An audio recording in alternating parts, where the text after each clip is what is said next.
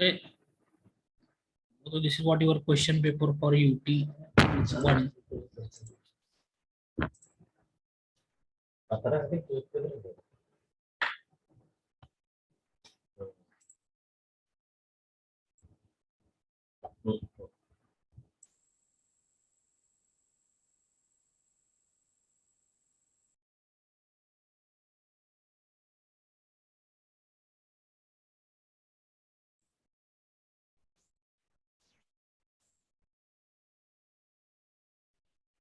Question number 1 वाचतोय मी. तर तुम्ही आन्सर द्या सायमल्टेनियसली.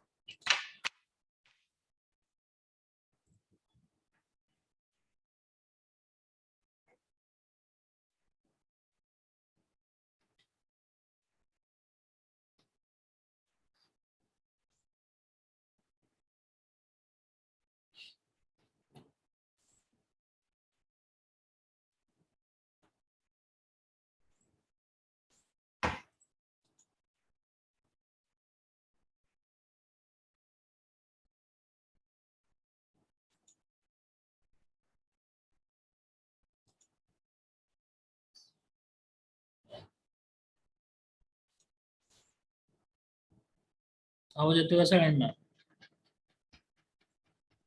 Yes, sir. तर पहिला क्वेश्चन बघा काय होता. Dash dash is artificial application of water to the land in accordance with crop water requirement. काय येईल पर्यायचा? Irrigation. ते बऱ्याच जणांनी हायड्रोलॉजी आन्सर लिहिलेला आहे. So irrigation is what? It is the artificial application of water to the land in accordance with crop water requirement. Okay, so answer will be irrigation. Next question आहे. A project is planned for more than one purpose is called as multipurpose. multi-purpose. Okay, लक्षात घ्या, बऱ्याच जणांनी single purpose दिलेला आहे answer. Okay, not more than one असेल तर single purpose ला आन्सर. नेक्स्ट आहे the irrigation project is plan for more than 5 crore rupees is called as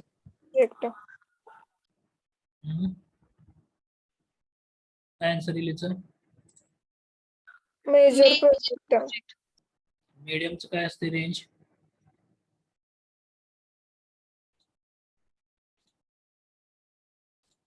₹5 crore to 25 lakh.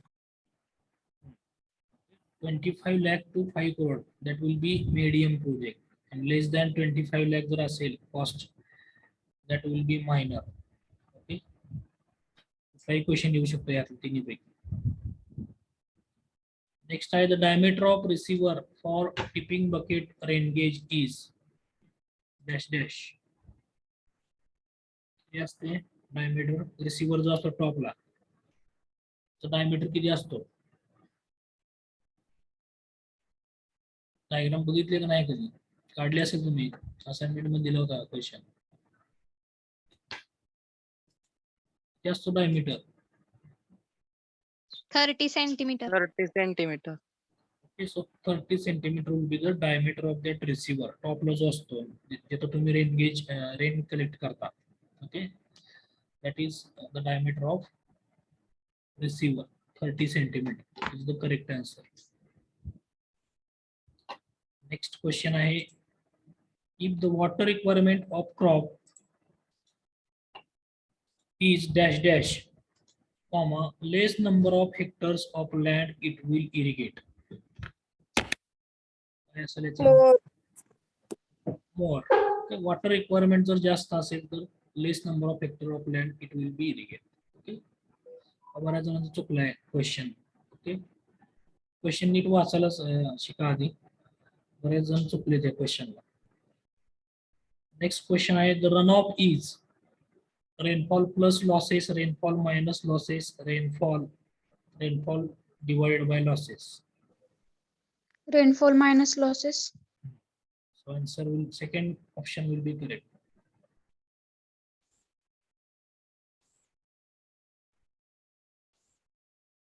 The next question आहे given that a particular irrigation field has cultivated command area that is CCA as 200 hectares, out of which 150 hectares of land is cultivated for Rabi season. तो lecture करणार आहे बस की काय करणार घरात आता कोण आहे ते?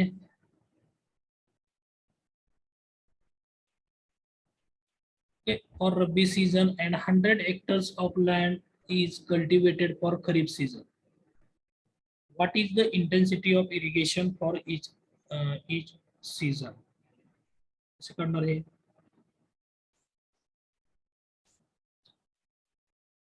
how to calculate. 200 हेक्टर तुम्हाला दिलेला आहे टोटल CCA, त्याच्यातला 150 हेक्टर आहे तो रब्बी सीझन साठी यूज केला जातोय आणि राहिलेला जो 100 हेक्टर आहे तो खरीप साठी आहे. तर इंटेन्सिटी किती असणार आहे? How to calculate the intensity?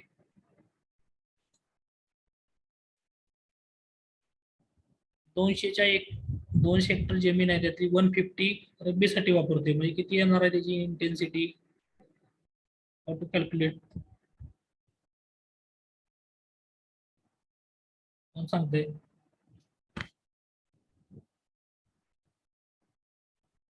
सोडवला नाही प्रॉब्लेम हा.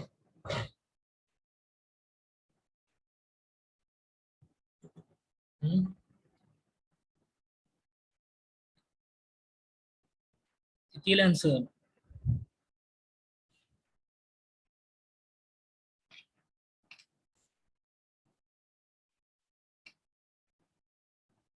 To calculate intensity of irrigation म्हणजे काय मला सांगता येईल?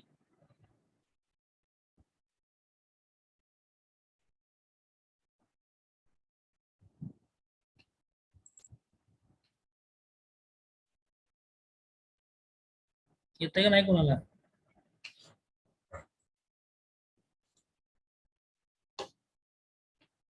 कसं सोडवलाय प्रॉब्लेम हा तुम्ही? डागात गोळी मारली.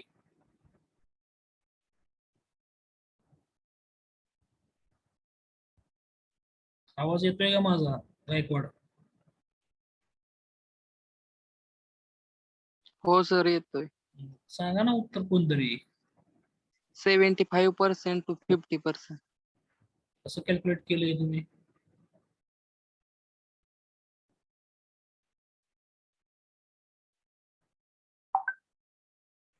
कॅल्क्युलेट कसं केलं हे कळलं पाहिजे ना.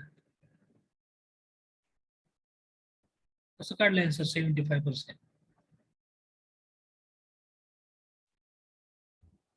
टोटल CCA 200 हेक्टर दिले त्यातला 150 हेक्टर तुम्हाला रब्बीसाठी दिले. त्याचा इंटेन्सिटी कशी काढणार? सिम्पली 150 डिवाइड बाय 200 इंटू 100 किती येतं? किती येतं आन्सर बघा कॅल्सीवरती. 75. एवढा वेळ कसं काय लागतोय सांगाल तुम्हाला सगळ्यांना. सर्च फॉर खरीप साठी कसं आहे बघा 100 divide by 200 into 100, that is what intensity of irrigation for kharif season. Okay, 50%. So third option is correct. Sir repeat करा है.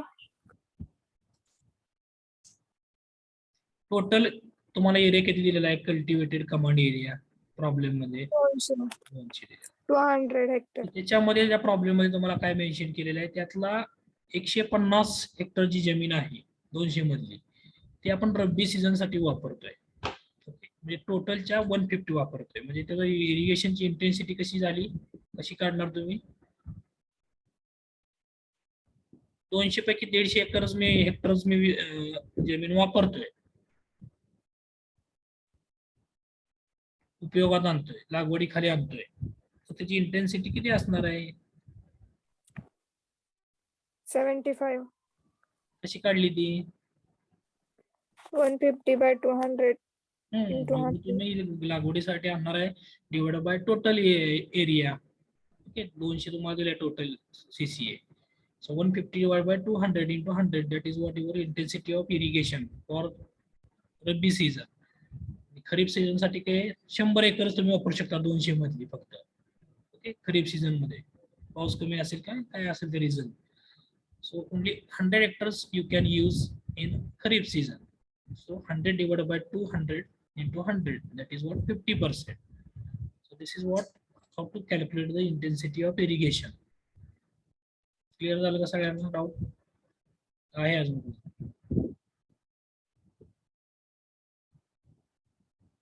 Yes or no? Yes, sir. Next question आहे तुमचा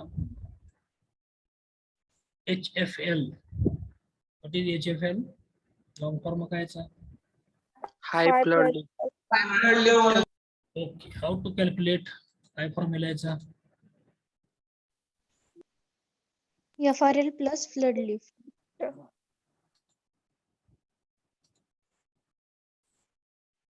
FRL plus flood lift. Yeah. Okay, third option. One. What is TBL? TBL कशी calculate करणार बरं? HFL plus freeboard. High flood lift plus freeboard. That is what your TBL or top of dam level. The next question आहे calculate delta for kharif having duty 2400 hectare per cubic. कुठला formula use केला तुम्ही इथं? Season खरीप दिलेला आहे duty दिलेली आहे how to calculate delta. Relation वापरलं तुम्ही?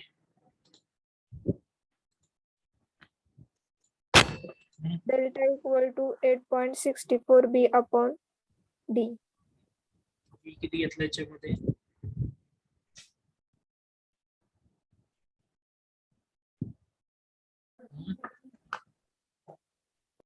बी ची व्हॅल्यू किती घेतली? बी म्हणजे काय? 123. बी म्हणजे काय? Base period base period. Kharif सीझनचा किती असतो base period?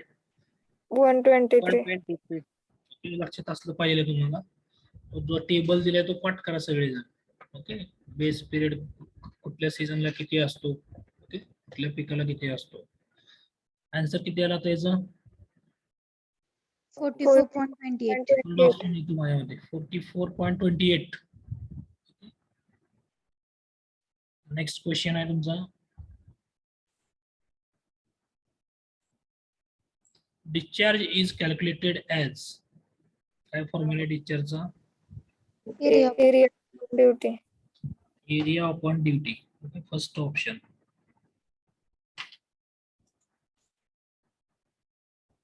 Which factor directly affect the duty of water? Useful rainfall. Okay, directly affect असेल तर directly you can write the answer useful rainfall. Okay, direct connection असणार आहे.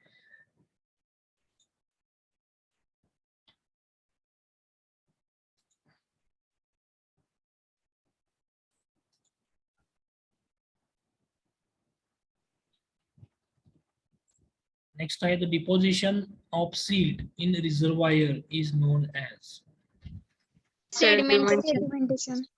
sedimentation. Good. What is the relation between delta duty and base period?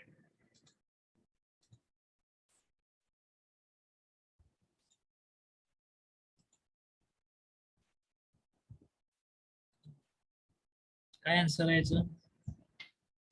Third option.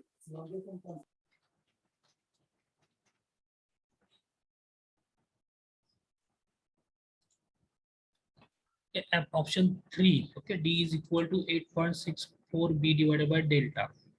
Okay, final option काय आहे बघा? Delta is equal to 8.64 D येत नाही कधी. Okay कारण D is inversely proportional to the delta. Okay, it is come to the denominator. So option number 3 is correct here.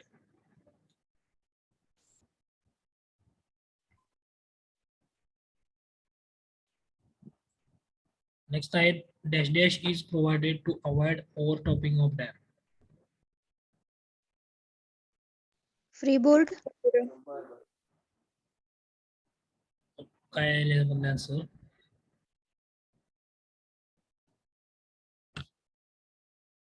काय असणार आहे? Freeboard. Freeboard. Okay, so freeboard is provided to avoid the overtopping of the dam. Okay, freeboard ची काय definition आहे?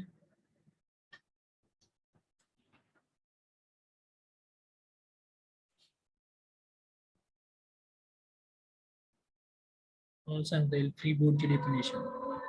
It is the distance between the top high flood level and top bund level of dam.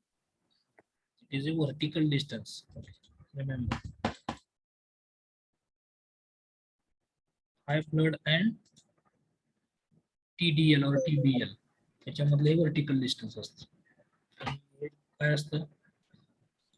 Flood lift म्हणजे काय असते? Vertical distance between high flood level and full reservoir level.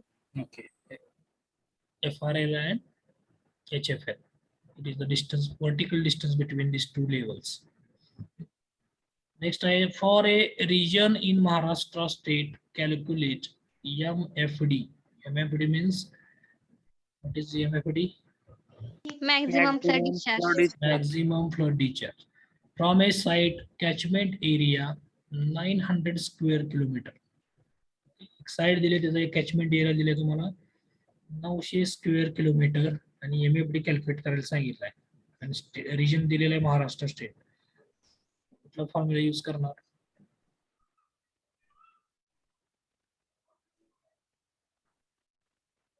Which formula you are going to use to solve this numerical?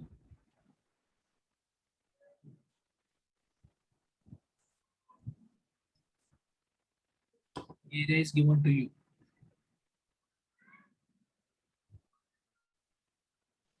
English formula. What is that?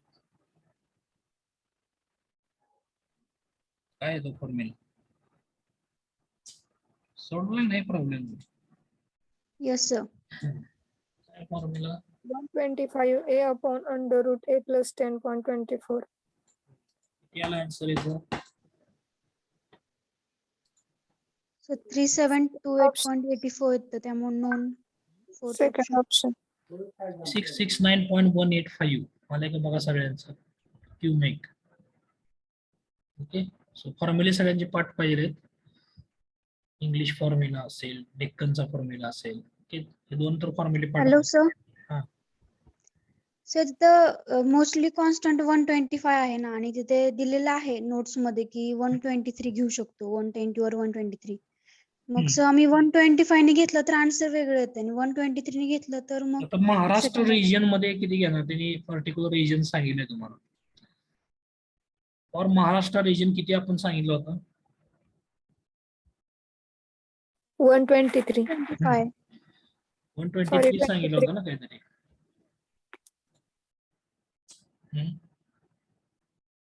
किती सांगितलं होतं? Notes मध्ये दिले वाटते आहे का नाही? बघायचं, चेक करा.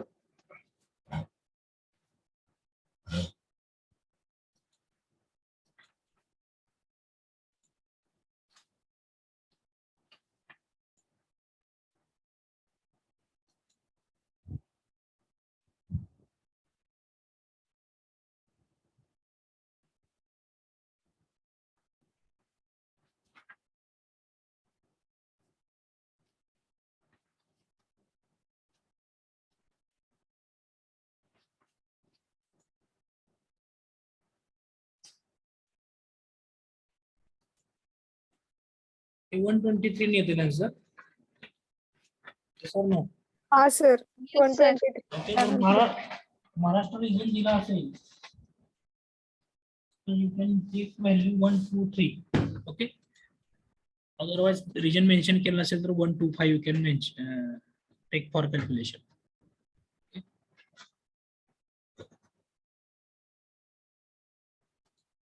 नेक्स्ट आहे तुमचा yield is expressed in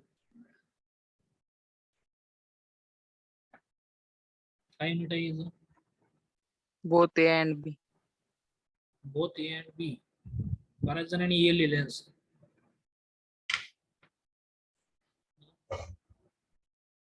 बरोबर आहे का आन्सर? मिलियन क्युबिक मीटर मध्ये एक असतं आणि hectare meter. Hector meter. Okay, both options were correct. A and B. Okay, so answer काय असणार आहे? D. Both A and B.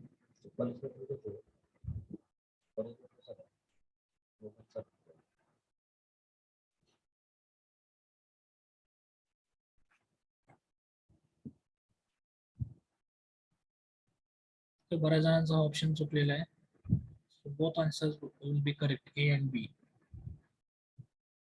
Next type, for a particular catchment area, rainfall value are recorded for 4 rain gauge stations are.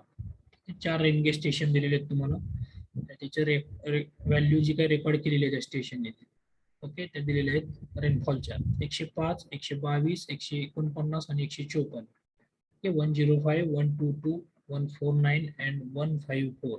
These are the rainfall values recorded by that particular 4 rain gauge station respectively. Calculate average rainfall of catchment area. Okay, how to calculate this? The formula use केला तुम्ही इथे.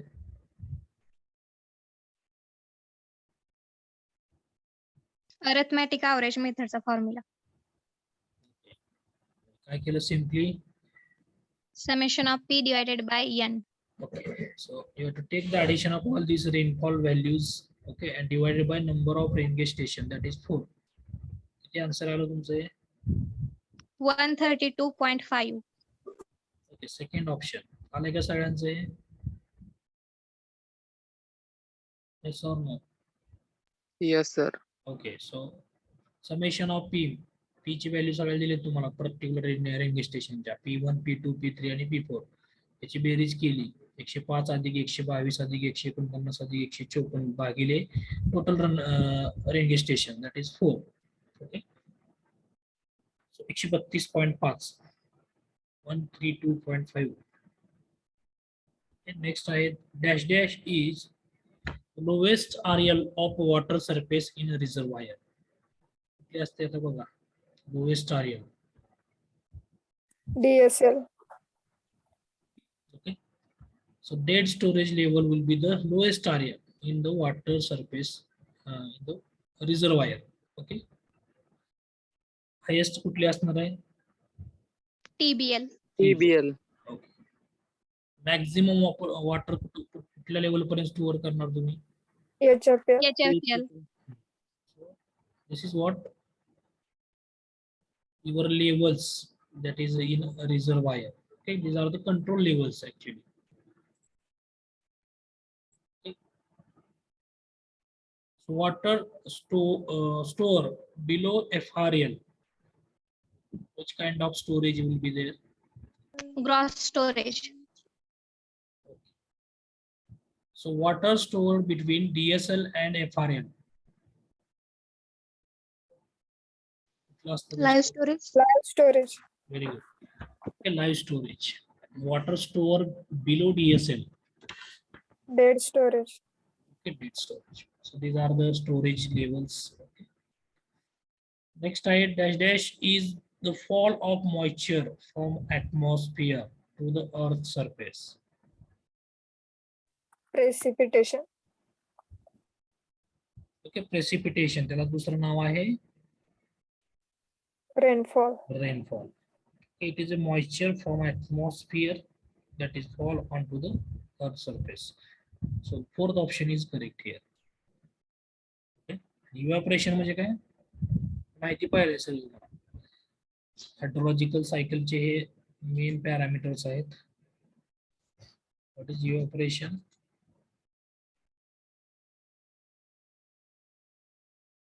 माहिती आहे का नाही evaporation म्हणजे काय? बाष्पीभवन.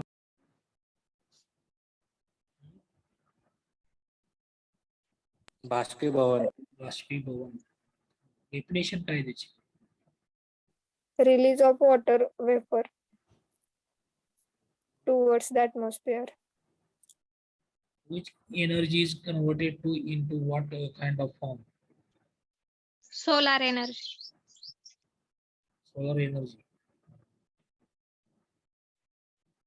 सोलर एनर्जी मुळे काय इफेक्ट होतो? इफेक्ट काय होतो वॉटर वरती? टेम्परेचर इन्क्रीज होते. टेम्परेचर इन्क्रीज झाल्यामुळे वॉटर वरती काय परिणाम होतो? वेपर मध्ये कन्व्हर्जन वॉटर वेपर मध्ये कन्वर्जन होतं. प्रेसिपिटेशन चे टाइप कुठले असतात? which forms you will find type of precipitation? acid precipitation, Snowfall, Snowfall. acid rain.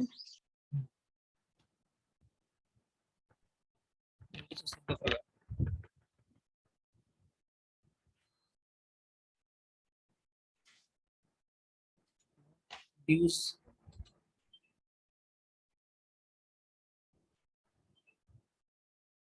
Dews कधी कधी बघितले का dews असतात? हा अजून कुठले प्रकार असतात? धुकं पडतं कधी कधी.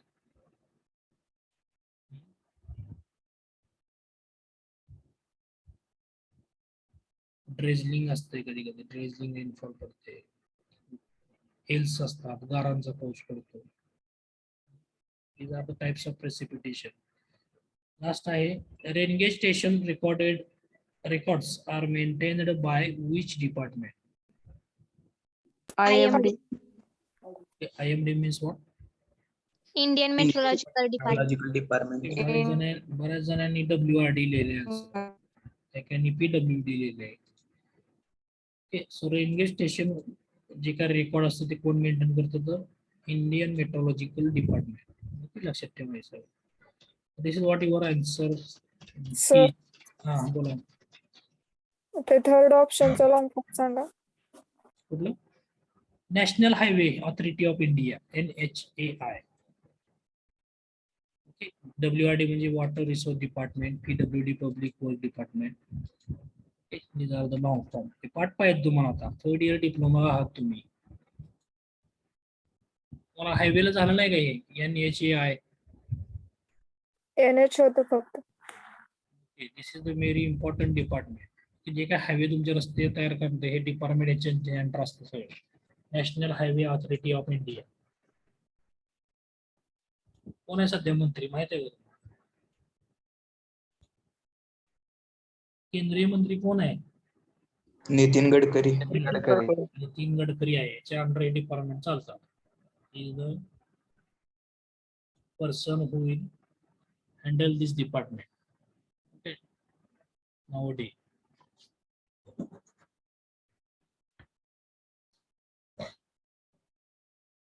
Okay, this is what your answer की सगळ्याला मिळालेत का मार्क्स? मार्क्स मला वाटतं शेअर केलेले ऑलरेडी मी. बऱ्याच जणांना कमी मार्क मिळालेले आहेत. मी त्यात मार्क सांगत बसत नाहीये तुमचे. बऱ्याच जणांना चांगले मार्क भेटलेले आहेत. This is what your result. Fail कोण झाले तेवढं सांगतो मी आता परत. Krishna Mane.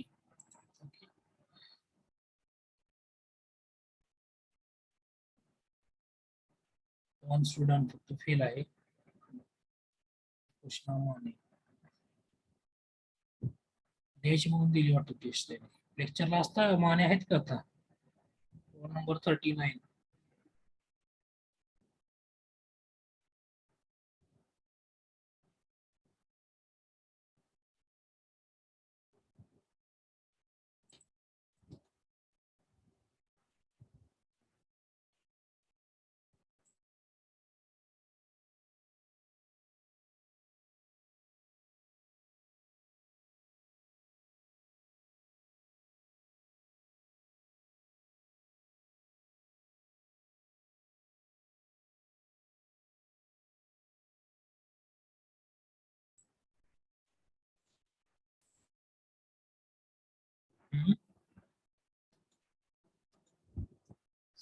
Yes or no?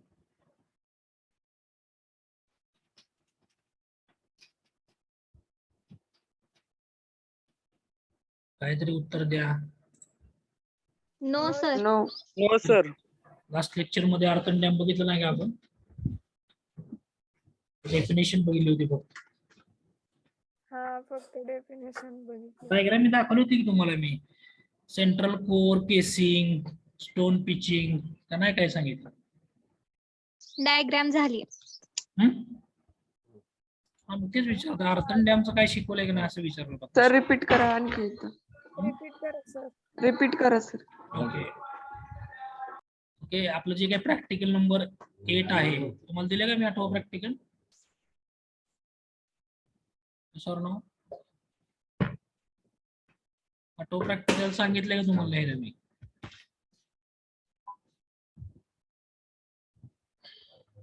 नाही अजून. 7 पर्यंत झालं. सो आठवं प्रॅक्टिकल आपलं आहे draw a labelled sketch of given stationary oblique earthen dam. Okay, diagram आहे त्याची. This is what cross sectional view of a earthen dam. Okay, दिसतोय का डायग्राम? डायग्राम क्लिअर दिसते का सगळ्यांना? Yes sir. Okay, this is what cross section.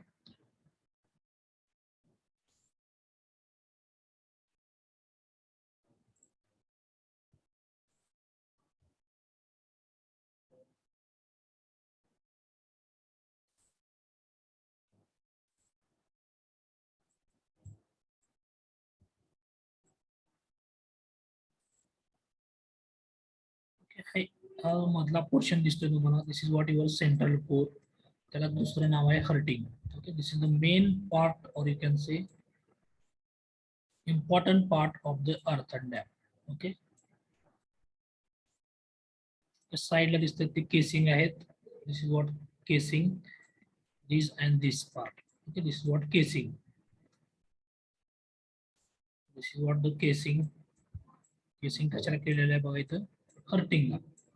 याचं material जे वेगळं असतं. ब्ल्यू लाईनने दाखवले ते casing. Okay okay, this is rock toe. त्यासाठी प्रोव्हाइड करायचं सांगतो मी तुम्हाला. This portion is stone pitching. Okay, this is what turfing. One kind of grass is provided on the downstream side, okay, downstream face. This is berm, this horizontal member. Okay, this is our second grass, and this is what drainage. Okay, hill drain, cross drain. हे काय बघूया आपण detail मध्ये. This portion is what cut off trench. Okay, कशासाठी provide करायचं बघूया. Okay, first we have to see this stone pitching. Whatever the portion you can see in this figure.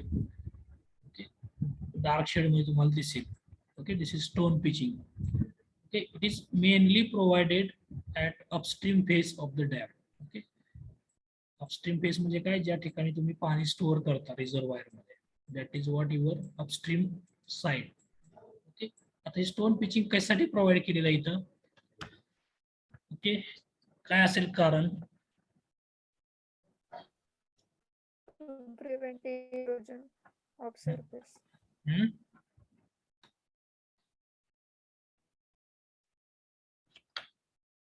काय असेल रिझन?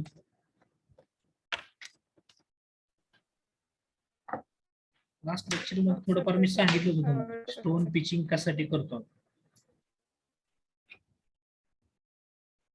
रिझर्वायर मध्ये जे काही पाणी असतं तुमचं ह्या साईडला डायरेक्टली येऊन कशावरती अटॅक करतं किंवा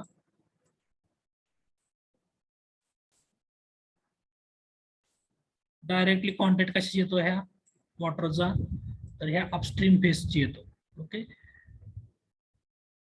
रिझर्वायर मध्ये पाण्याचा फ्लो असतो. ओके राईट, त्याला काहीतरी ठराविक प्रेशर असतं. त्या प्रेशरमध्ये पाणी या रिव्हर मधून एंटर होत असतं. त्यावेळेस काय होतं? त्या पाण्याला जी काही व्हेलॉसिटी असते that should be very high. Okay, ते पाणी डायरेक्टली येऊन कशावरती आदळतं? कशावर आदळतं?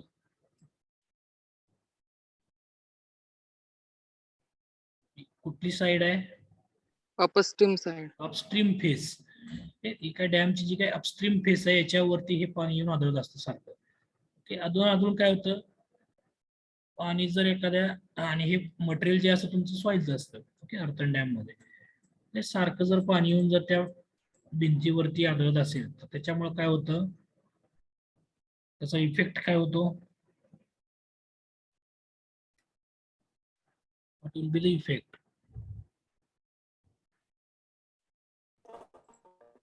सॉइलचे इरोजन होईल. हा जो पोर्शन आहे अपस्ट्रीम फेजचा तो इरोड व्हायला सुरुवात होतो इरोजन व्हायला सुरुवात होते ओके त्याच्यामुळे काय होतं इरोजन झाल्यामुळे त्यातून पाणी ते आत एंटर करतं ओके आणि सिपेजचं प्रमाण आहे ते वाढतं तुमचं ओके फाउंडेशन मधलं किंवा आणि एम्बॅकमेंट मधलं okay so avoid this stone pitching will be provided stone pitching म्हणजे काय बोल्डर्स आणि मोठमोठे रॉक्स असतात 20 ते 30 सेंटीमीटर त्याची साईज असते ओके ते अपस्ट्रीम फेस वरती इथं लावले जातात ओके त्याच्यामुळे काय होतंय जे काय पाण्याचं प्रेशर आहे या प्रेशरमुळे हा जो सरफेस आहे तो इरोड होण्यापासून वाचतो किंवा प्रोटेक्ट होतो okay this is what the main function of stone pitching नंतर तुमचा आहे डाऊनस्ट्रीम साईडला इथे टीबीएल तुम्हाला दिसते टीबीएल ही जी डाऊनस्ट्रीम साईड आहे टॉप ऑफ बंड लेवल ह्या साईडला इथून खाली टर्फिंग प्रोव्हाइड केलेलं असतं तर what is turfing Kind of turfing म्हणजे काय it is a special type of grass which is provided on the downstream face तर कशासाठी प्रोव्हाइड करायचा हा why to provide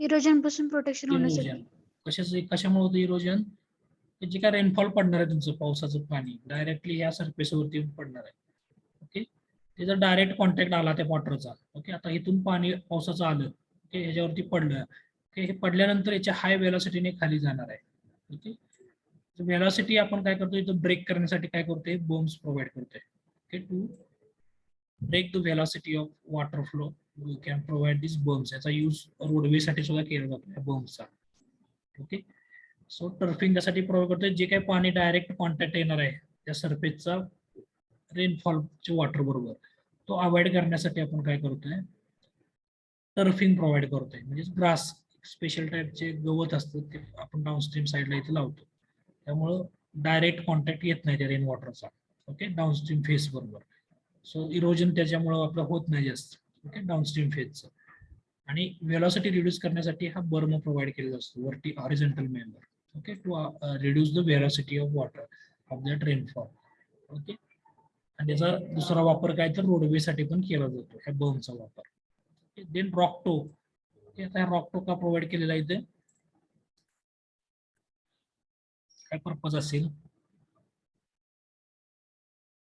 डायग्राम लक्षात आलं पाहिजे तुम्हाला ऍक्च्युली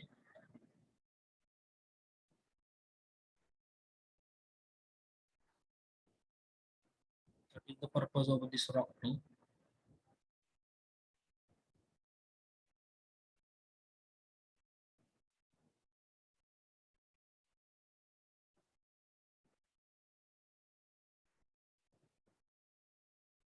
काय पर्पज असेल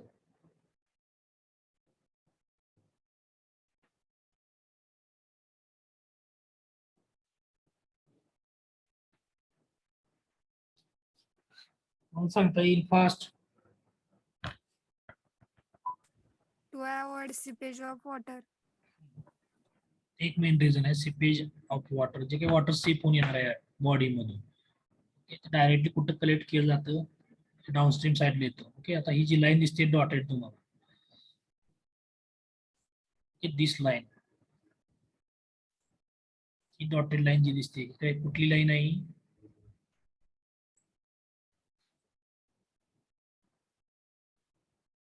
ह्या लाईनला म्हणायचं सिपेज लाईन सिपेज लाईन दिलं नाही किंवा याला दुसरं नाव आहे फेरेटिक लाईन ऐकलं का शब्द फेरेटिक हायड्रॉलिक्स मध्ये फेरेटिक हा शब्द ऐकला असेल तुम्ही ऐकलंय का नाही नाही सर फेरेटिक ऐकलं नाही hydraulic gradient line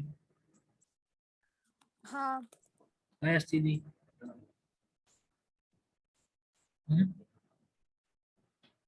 slope indicate करणारी लाईन असते. ही जी लाईन आहे की below this line, he G line दिसते ती सीपेज लाईन किंवा ह्यालाच म्हणतो आपण फेरेटिक लाईन, ओके, किंवा hydraulic gradient line. Okay sir, ह्या लाईनच्या खाली हायड्रोस्टॅटिक प्रेशर जे असतं ते पॉझिटिव्ह असतं. Okay, positive hydrostatic pressure will be there below this line. Okay, आणि अबाव दिस लाईन काय असणार आहे की या एरियामध्ये पॉझिटिव्ह हायड्रोस्टॅटिक प्रेशर असतं. Okay, due to this storage of water. आणि ह्या लाईनच्या वरती ओके ऍटमॉस्फेरिक प्रेशर असतं, लक्षात ठेवा. So it is very important to maintain this line within the dam. Okay, ही लाईन जी आहे बॉडीमध्ये मेंटेन करण्यासाठी त्या रॉकटोचा फार महत्वाचा वाटा असतो. ओके, हे रॉकटो जर नाही प्रोव्हाइड केलं तर काय होईल बघा, ही सिपेज लाईन आहे ती अशी वरून जाईल. ओके, वरून जर गेली तर काय प्रॉब्लेम होईल, ही सिपेज लाईन अशी वरून जाईल जर रॉकटो जर इथं प्रोव्हाइड केलं नाही. ओके, रॉकटो इथं प्रोव्हाइड केल्यामुळे काय होतं, हे वॉटर जे सीप होते ते इथूनच खाली जाते, त्याच्यावरती जात नाहीये. ओके, जर रॉकटो जर प्रोव्हाइड नाही केली तर काय होईल बघा, ही सिपेज लाईन आहे ती अशी वरून जाईल कुठून तरी, त्याच्यामुळे काय प्रॉब्लेम येणार आहे,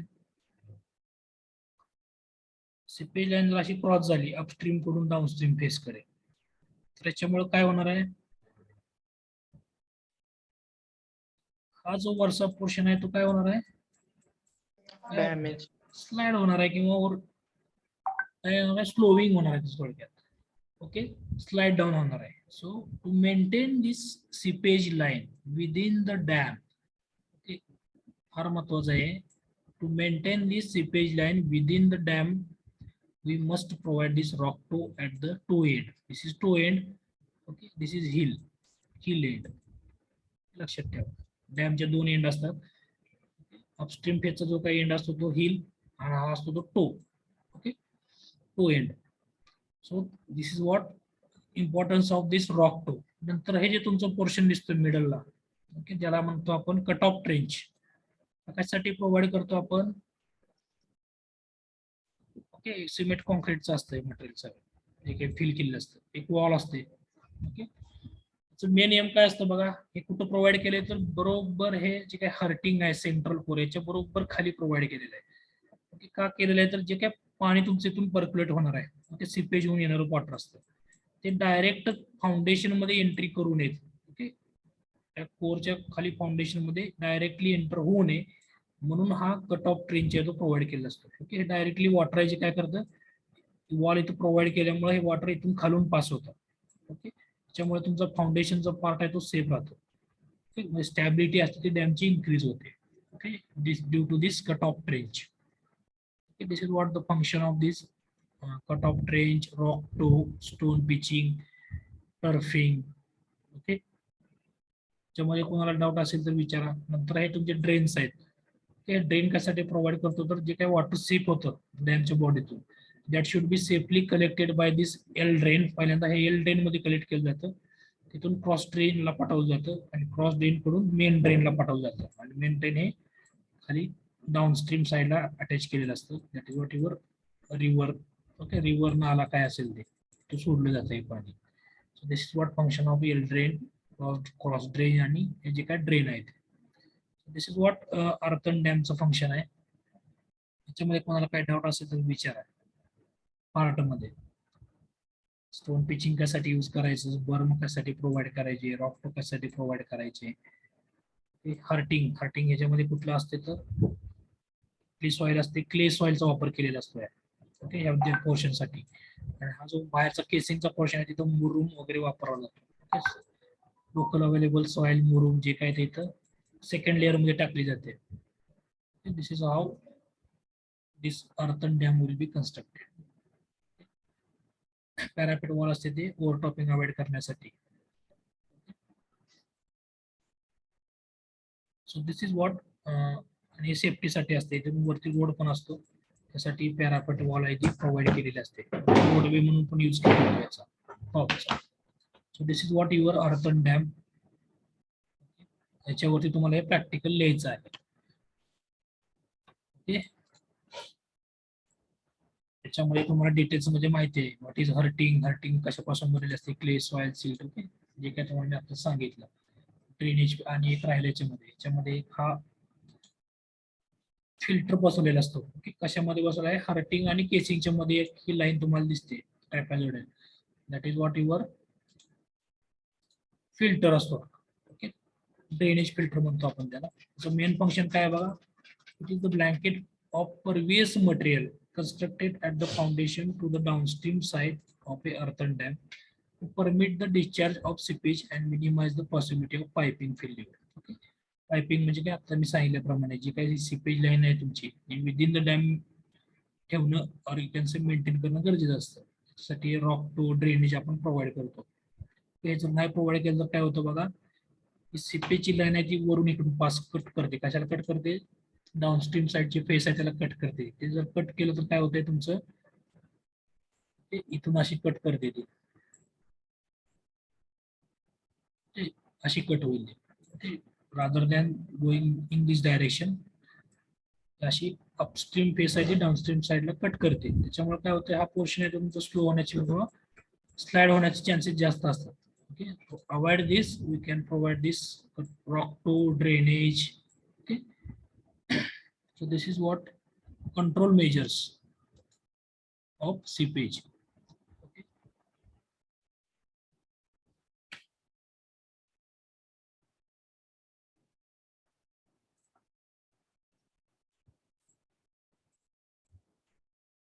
कट ऑफ वॉल मी तुम्हाला सांगितलं कशासाठी यूज करायची, त्याची सगळी माहिती आहे. स्टोन पिचिंग कशासाठी करायचं, स्टोन पिचिंगला दुसरं नाव आहे रिप्रॅप. रिप्रॅपिंग म्हणतो आपण त्याला. ब्रोकन स्टोन किंवा रॉक पीसेस याचा वापर करून ते जी काही ती प्रोटेक्टिव्ह लेअर आहे ती कन्स्ट्रक्ट केली जाते अपस्ट्रीम फेसवरती to avoid the erosion. Water वेव्हची जी काही ऍक्शन असते त्याचं इरोजन होतं. ओके, ते अवॉइड करण्यासाठी स्टोन पिचिंग करतो आपण. ड्रेन तुम्हाला मी सांगितलं, सीपेज कंट्रोल करण्यासाठी ड्रेन्स प्रोव्हाइड करतो आपण. ट्रान्झिशन फिल्टर, तो जो होता तो ट्रान्झिशन फिल्टर होता मग अशी सांगितलेलं आहे. Okay, this is what transition filter.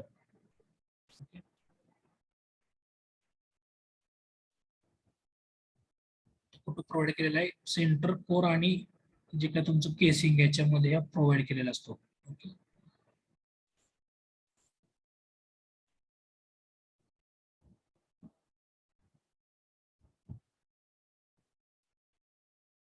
This is what your practical number 8. आणि हा अर्थन डॅमचा मेन कॉम्पोनंट आणि ज्याचं हे क्रॉस सेक्शन. त्याच्यामध्ये कोणाला डाऊट असेल तर विचारा मला, otherwise we will stop here.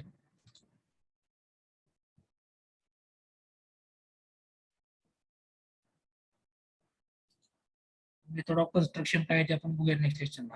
How to construct this earthen dam, त्याचं फेल्युअर कसं होतं ते पण बघूया नेक्स्ट लेक्चरमध्ये. पर एक लेक्चर होईल शक्यतो माझं. ओके, अटेंडन्स द्या सगळेजण मला. रोल कॉलचा नंबर आहे तो सगळ्यांनी टाका.